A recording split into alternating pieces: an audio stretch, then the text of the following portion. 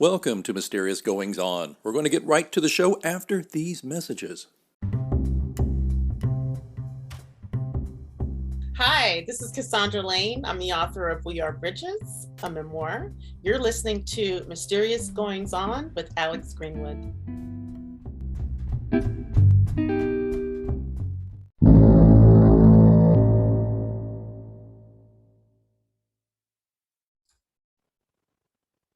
Children who grow up in a violent household, a dysfunctional household, an abusive household, have a unique set of challenges, which eventually, left unchecked, lead to a society that has a lot of challenges. I think it's probably no great shock that there are a lot of challenges in American society today, but probably worldwide.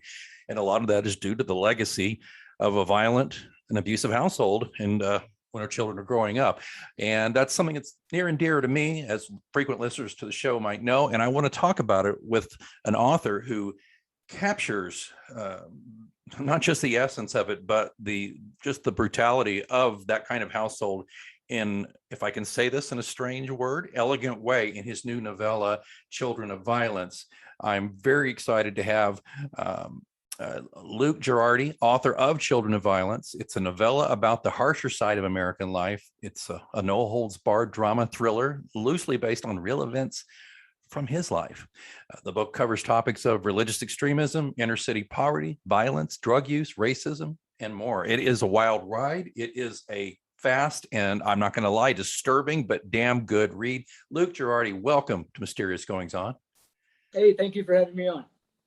Man, here, let's go with an obvious question right off the bat. Why would you write about this?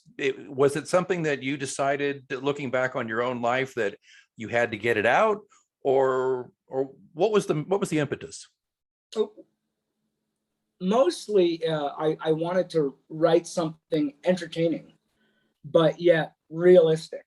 And you see a lot of movies and books and stories that are told in the same way, a hero's tale or a hero's journey. And not that those things are bad, adventures, fantasy, things like that. But I wanted to tell something a little different where you don't know what's going to happen next. And to do that, I just based that a lot on experiences of my own life.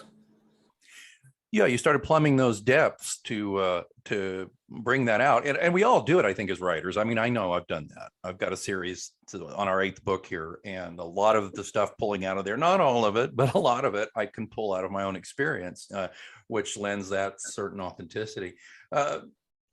And I'm going to ask you actually what the book's about in just a second, but I'm always fascinated when something this raw comes out of an author. I mean, but was it difficult for you to pull it together? Was it hard? Yeah. I spent a lot of time just digging through the past, things I haven't thought of in years. And at one point, my editor told me I had to cut some stuff out because, it's fiction and it has to be believable. And the things she wanted me to cut out were the true things that actually happened. Holy cow. And I cut some things out that were actually true, because they say truth is stranger than fiction. And I guess that's the case. So I cut some things out that were just too unbelievable. So, but actually happened. So. Yeah.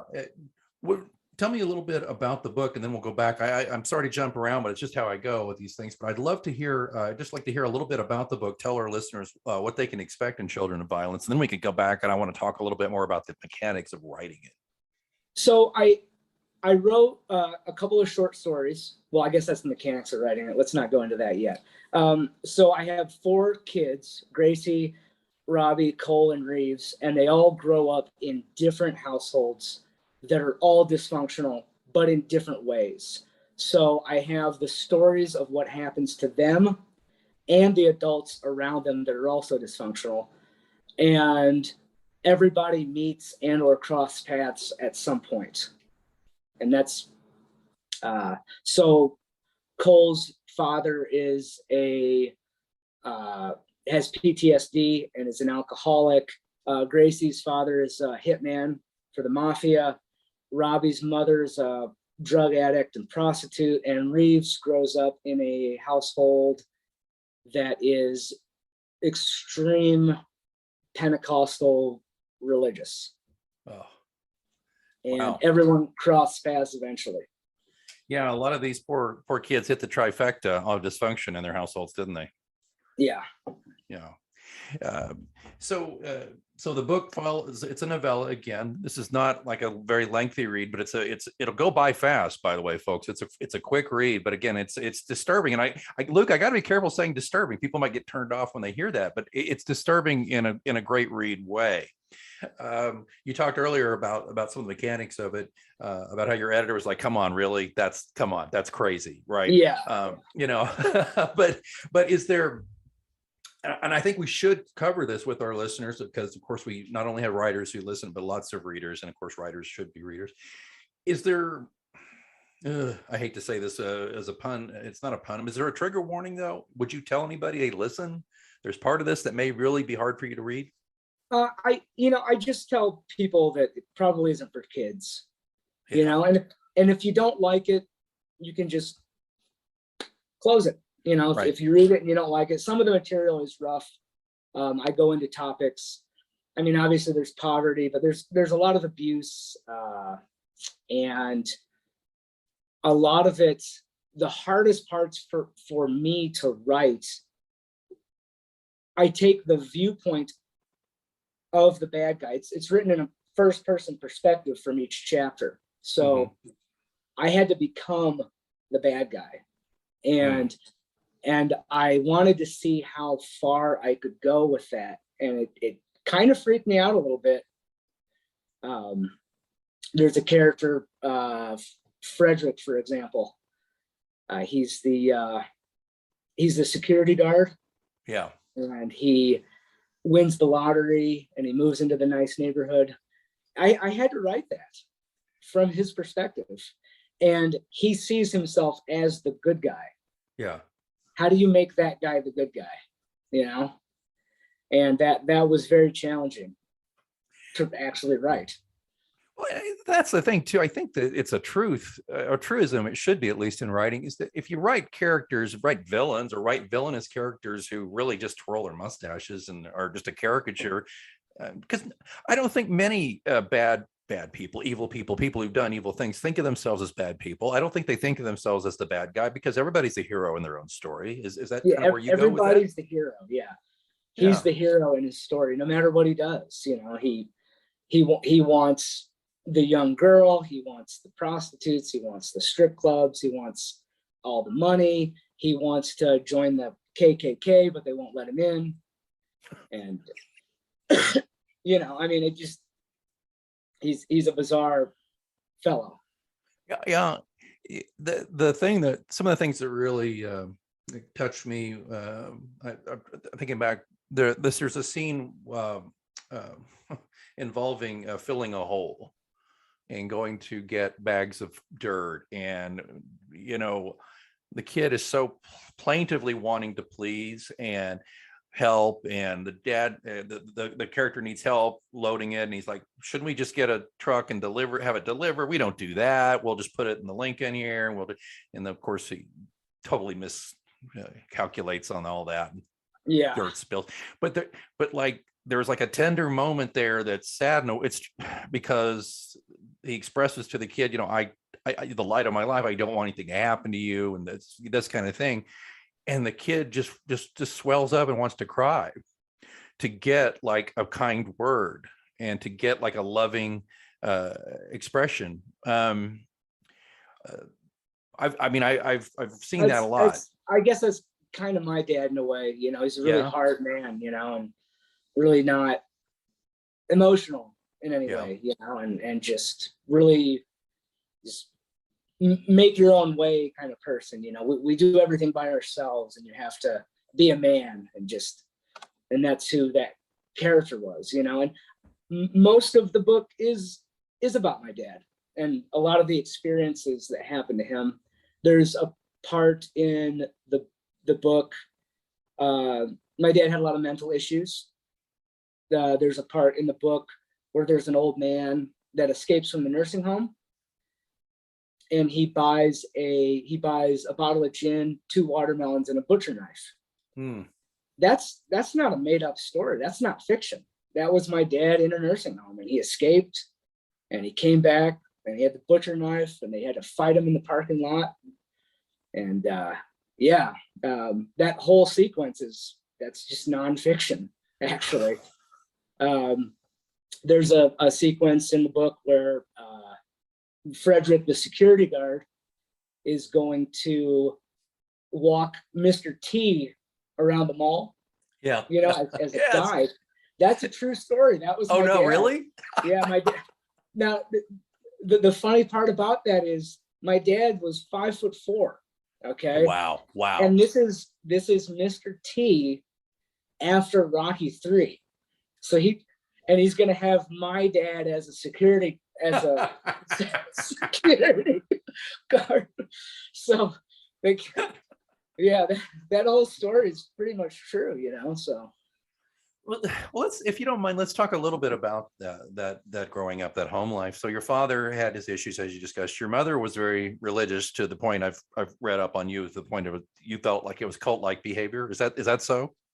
Yeah, just the fanaticism of, and I go into that in the book as well, the having to go out and pass out the biblical tracts every weekend, always talking about Jesus. And I'm not bashing Right. Christianity or being Christ-like or anything like that, but once it gets to a certain level, once it takes over your life in a negative way, where the only thing you can think of is going to heaven, and that's your only goal, is to do everything right, not to be a good person and or to serve your fellow man, but just so you can reap the heavenly reward. Once that mindset kicks in, and that's all you think about, it changes a person in a negative way. And all that church stuff is just, something's off about it. It's not an original. It's not. Oh, I'm sorry. Go ahead. There's a part in my book where the people they're going to buy a house. Okay. And it's fully furnished, and the people are going to live on a houseboat. And the mother doesn't want to buy the house because there's a Nintendo in the house. Yeah. And with the Nintendo comes the spirit of Satan. That wasn't made up. My mom didn't buy a house because people had a Nintendo in the house. And that's one of the things that I was told to take out, because that doesn't seem realistic, Oh, wow. So that's the level of pure insanity, Well, it's funny you mentioned this, because I was just, long story short, there was a game. It's a very, you could buy, and I was looking at it. It was like, especially during lockdown, my family, we were looking for games, and not just not Candyland, what games you could think about. And they're a mystery, and this was like a haunted house game. It's a very popular haunted house game. And I was reading the reviews on Amazon, and people were like, looked like a fun game, but the deeper you got into it, there were satanic elements in it. And it was just very earnest reviews, and not one, not two, lots, where people were just looking at, because it was a ghost haunted house thing, that it was full of these things that one woman said, we got it out, opened it up, read the instruction manual, saw that there had ghostly spiritual elements in it that we thought were dangerous. It is now in the garbage can at the end of my street. And well, to that I respond, if you truly believe that there are spirits and ghosts, and you can invite them into the physical realm of your home, then don't buy that stuff. I'm being serious. Like, I know you are. I know. If you believe in the spiritual possession, right, then you would stay away from it, you know? Yeah. It's, Yeah. some people believe in that stuff, some people don't. And once you let that stuff go, I mean, I was deeply embedded in that church for decades. Oh, wow. And once you let that go, it's a relief, you know, you see the world differently. Did you, that was actually kind of my next line of questions with you was, as a child, did you see through this a bit, or were you all in? I wanted to believe. Yeah. I did all the motions, and when you're a kid and adults tell you things, you believe it. What you don't know is when you grow up, and maybe I didn't even realize this until I was in my mid-20s or later. This might sound silly. Older people aren't smart. Just because you have age doesn't mean that you're wise, doesn't mean that you know what's going on. There's a lot of old people that are essentially big children. Yeah. And it just, you get sucked into it. And I wanted to believe, but for me personally, on a spiritual journey through the church, I never felt anything. You know, I would pray, I wholeheartedly, you know, if it's out there, you know, I'll take it. Right. You know, but just all of that, nothing ever happened. And even when I wanted it to. Yeah. And, you know, I've looked a lot into it. Some people say, like, some people are genetically predisposed to believe in that stuff, and some people can't. And I might be one of those people that just doesn't get it. I might be right there with you. It's interesting. Just a quick sidebar here. I grew up in a very Southern Baptist community growing up in Oklahoma. And so many of my friends, just with this white hot passion, had that belief system and all that going. And I, like you, tried very hard to open my heart to it. And I kept feeling like, I like, all hailing frequencies are open, Captain. I'm ready to receive. Talk to me. Let me feel this. It didn't take. Now, you know exactly what I felt then. You know exactly what I'm talking about. Right. And you wanted to desperately. I know I did, because I wanted to fit in. Go to heaven. Why not? Yeah. Why not go to heaven? And I want to fit in with my friends, and I want to please my parents, and it just didn't take. And I found it, well, I won't get into my psychology, but I found it really disturbing as a young person. And, but I have since then tried to square that spiritual gap or void within myself. And I wonder if I could ask you, as an adult, and as you move past this, looking back, are you at a point where it's like, no, I'm not here for it, I'm atheistic, I'm not into it, or where are you with that, if you don't mind? You know, I consider myself agnostic, I guess. I can comfortably say that I don't know. Right. You know, and because someone that says they have all the answers, that's when you gotta slow down, because people fall into that. People want answers. Yeah. And when people have all the answers and people just line up and follow that, it gets dangerous really fast. Yeah. You get into Jim Jones territory with that kind of stuff. Yeah, I mean, and that's the far end of it, you know, and because those people were not crazy. That's the mindset that you have to have. They were normal people. They just wanted this so badly, and they wanted to believe that Reverend Jones. I'm talking about the Guyana tragedy, folks. If you don't know the Jim Jones story, look it up. But that leads me to the next question that I really wanted to get into with you, though, Luke, is about America right now in particular.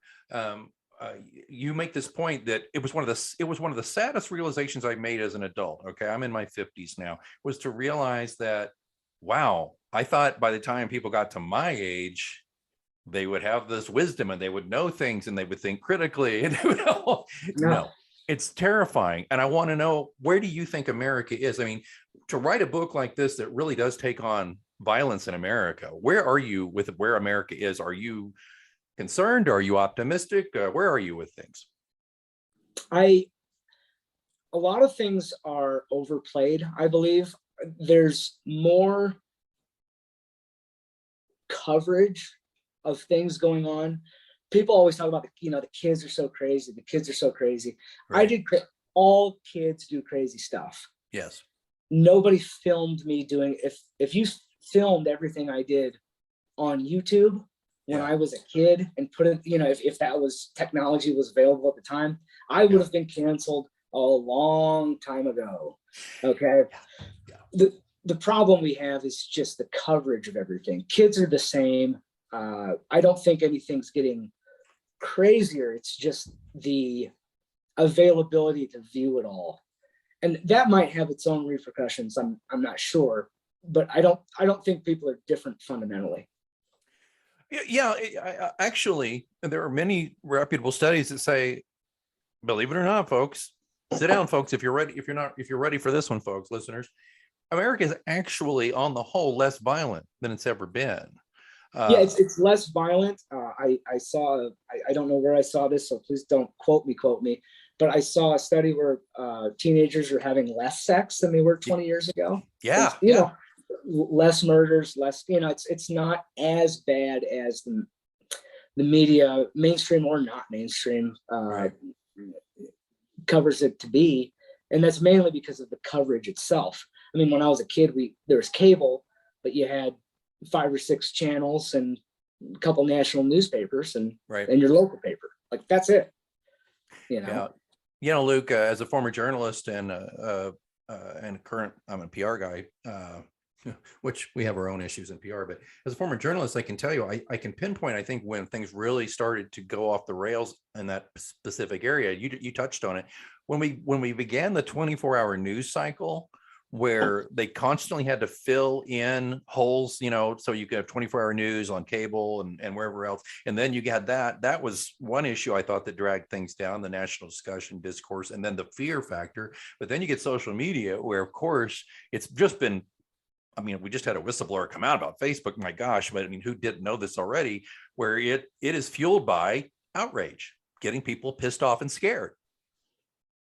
Yeah, and the Facebook whistleblower thing, I'm not too shocked at that. I mean, who really didn't know that Facebook and Instagram were profit motivated? I mean, I don't think we need a congressional hearing about that. I mean, it's always been known that, they're talking about teenage girls and body image issues, and that's true even when they read the magazines, and compare themselves to the magazines and have body image issues there. But of course, that's not available in your pocket at all times. So, right. And you can, if as a parent, you can pretty well get rid of the magazines, but it's tougher, as you say, because it's, and it's, I've got a 13-year-old daughter, and we just at that age, because she is out in the world now, at school and stuff, and we're not watching her constantly. She's got a phone. It's limited, but she's got a phone. You just have to hope that as a parent, you've raised them well and they understand the difference, and that you pay attention to those things. But I don't know. When I look at children of violence with this book, and I just think about the way you fearlessly take on all this stuff, and when I initially looked at it, of course, book by its cover, it's got a very dramatic cover, and it's right in your face. But just based on our conversation here, all the different things it brought out, because you're looking not only at a great story, at a well-written book, but you're also looking at the way that it just has layer upon layer of examination of our society. And it would be the stupidest question in the world to say, did you plan it that way? Well, maybe you did, maybe you didn't, but it happened there for this reader. Well, yeah, the one problem I had, which actually didn't turn out to be a problem at all, the main fear I had was the language. And I use a lot of language, because when I make the character, one of the problems I have, not a problem, but I write in proper English, but people don't speak in proper English. Exactly. So I had to write from a character's point of view, not in proper English, but be able to convey what's happening in the storyline to the audience. And I had no clue if that was going to actually work. Yeah. Can people understand what I'm saying? Right. And comprehend because I know what I'm saying, but can people comprehend what I'm saying, especially with the foul language I use? I mean, I don't know if there's a bad word I don't use, but when you have bad guys doing bad things, they don't say nice things. Right. Yeah. And there's a lot of racial language in there, and no one has called me out on that and said, hey, you shouldn't have done that, Sonny. They just said, oh, the audience is smart enough to understand that that's not me as a person. Right. That's the character in the book. It reminds me a little bit that this dilemma you're talking about too, like Stephen King, one of my favorite books by him, The Dead Zone, begins and it's looking at the bad guy, and he's a salesman, and a dog attacks him in a yard or pisses him off, so he kicks the dog to death, and he got all this hate mail saying, I can't believe you would glorify killing dogs. And he's like, I didn't kill the dog, the character Greg Stilson killed the dog. And he still to this day gets people saying, I like that book except you killed a dog in it. And it's just so, and it kind of takes me back to what you said earlier, man. I mean, just because people get older doesn't mean they get smarter sometimes. Yeah. Well, you have to open. I mean, I wanted to open like that. That's a shocking opening. Right. I opened this book up shocking, bank robbery. Just put them right off the bat. Let's do a heist. Yeah. In a different way, though. Let's try to do a heist in a different way. It started off as a collection of short stories I wrote. Right. And 6 or 7 of them were like in the same world. Yeah. And so I just took those ones and I filled in the gaps and messed with the timeline. The timeline's not chronological. Right. And I had a hard time with the timeline, and I'd have chapters and I'd have all over the living room floor, and I'd move it around, and then I'd have to add a sentence here and there in a chapter. Sure. To connect the line. And then at the very end, I mean, I'm not going to give anything away, but a lot of people have told me they read the end and then they have to read the beginning again immediately. Open it, they have to go back to the front. Yeah. And that was by design. That was definitely by design. Well, this doesn't get much better than Kirkus Reviews telling you that in this debut novella, a group of Americans can't escape the inevitability of violence. The author deftly shifts clearly defined characters with discernible narrative voices, engrossing tale of the seemingly endless damage the brutality causes. So you have put this book out. It's obviously great. There's tons of great reviews out there. Lots of just average Joe readers on Amazon loving it up. What's next for you, Luke? I'm currently writing a new book, also on a dark topic. Excuse me. The new book, it's Part-Time Gangster is the working title. I don't know what it's going to be called. But it's about a guy that gets killed in a mass shooting. Ooh. And it goes into why mass shootings happen in America, why it's a uniquely American problem, and how it happens, and what societal changes have happened over the last 100 years to make this weird caveat of what happens in this weird subsection of people to make them snap and do mass shootings. Wow. Yeah. So, maybe after that one, you could write something about kids getting ice cream or something, just to kind of. I think that's it for me. Like there's writers that, like Dean Koontz or somebody, and I'm not saying good or bad, but they come out with a book like every year. Yeah. I don't think that's who I am. I think I just got 2 books in me, and that's it. This one and then the next one, and then I think I'm done.